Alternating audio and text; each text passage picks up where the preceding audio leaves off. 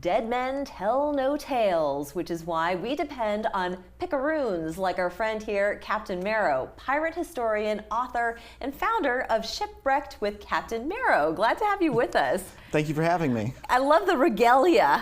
This is fantastic. This is great. Like I said, this is the work uniform. So you don't go and do like your everyday activities in this? Unfortunately, no. But a lot of the events I go out in public and stuff, I'm constantly wearing this stuff. That's great. Well, I gather that's your real hair, though. It is. I mean, absolutely. you look like a pirate, even if you were just wearing, sweats and a t-shirt. I try my best. So you don't have to be a pirate aficionado to really appreciate the history. And there's going to be an event coming up, and we'll talk about that in a second. But want to know, so what inspired you to walk the plank as a pirate yourself? I moved down here with my family back in 2006. That was a good while back. But eventually I got around to tapping into my childhood interest of pirates. That was the aspect of Charleston that I latched onto, because Charleston is incredibly important in pirate history. Yeah. I don't know. I think it's something about the intrepid spirit of a pirate, and It's very adventurous. Very adventurous. I mean, truly, truly. So what do you hope that, with you sort of being this living example of history, want to impart on those that want to get a little bit more acquainted with pirate history? Well, my goal has always been to try to make history fun and approachable.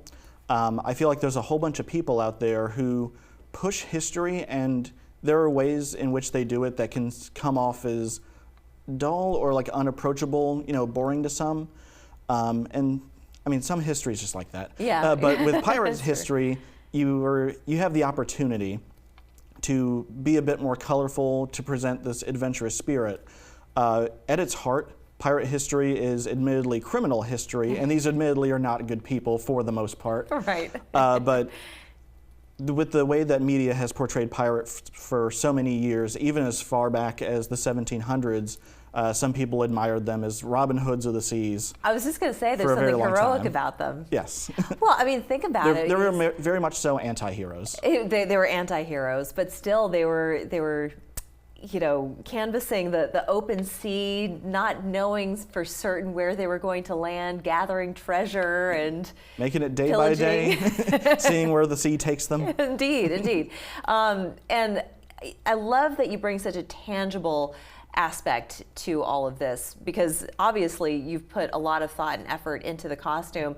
It really does look like a legitimate pirate garb. Thank you. It's beautiful, and if only people could see it up close. But you also have some weaponry and a sword, and it's just all so beautifully handcrafted. Yeah, it's been a fun adventure putting it together. Yeah. I mean, I got into a lot of this while also getting into reenactment as a whole. So currently I also lead a pirate reenactment crew, the crew of the Bachelor's Delight.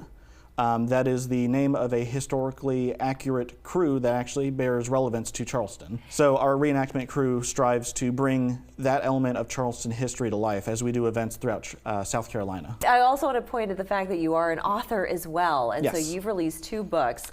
Just briefly describe what each of these is about. So I've actually published 3 books, but I brought the 2 that are relevant to Charleston. Terrific. So my first book here is Pirate Ghosts and Buried Treasures of the Southeast Coast, a historical assessment on pirate folklore. History books admittedly always have lengthy titles. Basically, it is a compilation of every pirate-relevant ghost story and buried treasure myths from the state of Florida up to the state of Virginia. I did a follow-up to that called The Northeast Coast that goes from Maryland up to Maine. And then my other book here is what I was just talking about, Arabian Gold, Charleston's Red Sea Pirates of 1692, being the true tale of Captain George Rayner and the crew of the Bachelor's Delight. Well, Charleston Under the Black Flag. It's an event that's happening May 24th, 10 a.m. to 5 p.m. It's at the Old Exchange in Dungeon, Provost. You want to make sure you go there downtown. You're going to see this man, Captain Marrow. Don't get on his bad side, everybody. All right, so take us out with some pirate speak, if you wouldn't mind. Yar. Yar. Yar. I'm super bad at it. What does yar mean? It's just an exclamation. An exclamation. Yar, everybody. I could also say ahoy. And ahoy. We'll be back after this. Thank you so much.